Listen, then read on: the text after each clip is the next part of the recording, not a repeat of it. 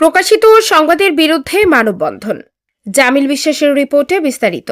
মানিকগঞ্জের হরিরামপুর উপজেলা বিএনপির সভাপতি হাজী আব্দুল হান্নান মৃধার বিরুদ্ধে এবং তার অনুসারীদের বিরুদ্ধে আওয়ামী ফ্যাসিবাদী ও প্রভাবশালী কুচক্রমহল কর্তৃক ডিবিসি নিউজ চ্যানেলে মিথ্যা বানোয়াট ও ভিত্তিহীন প্রকাশিত সংবাদের প্রতিবাদের বিরুদ্ধে আজিমনগর, সুতালড়ি, লেচরাগঞ্জ ইউনিয়ন বিএনপি এবং স্থানীয় সর্বসাধারণ চরাঞ্চলবাসী মানববন্ধন করে।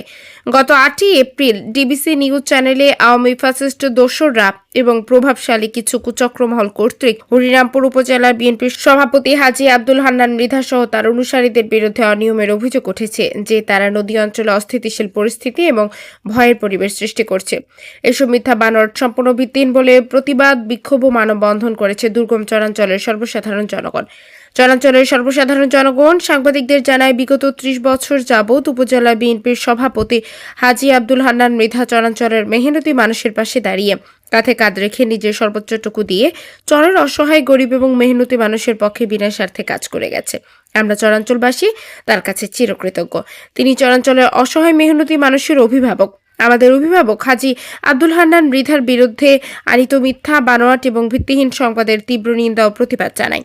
এই সময় উপস্থিত ছিলেন আজিমনগর ইউনিয়ন বিএনপির সিনিয়র সভাপতি শামসুদ্দিন, আজিমনগর ইউনিয়ন বিএনপির সাধারণ সম্পাদক মোহাম্মদ মহিদুর রহমান মৃধা, আজিমনগর ইউনিয়ন বিএনপির সাংগঠনিক সম্পাদক মোহাম্মদ জাহাঙ্গীর শিকদার, সুতালড়ি ইউনিয়ন বিএনপির সভাপতি আমিনুল ইসলাম খান মিন্টু, সুতালড়ি ইউনিয়ন বিএনপির সাবেক সভাপতি মোহাম্মদ ফিরোজ খান, উপজেলা বিএনপির মুক্তিযোদ্ধা বিষয়ক সম্পাদক বীর মুক্তিযোদ্ধা মোহাম্মদ হাবিবুর রহমান হবি, আজিমনগর ইউনিয়ন যুবদলের সভাপতি ইমতিয়াজ টুটুল প্রমুখ।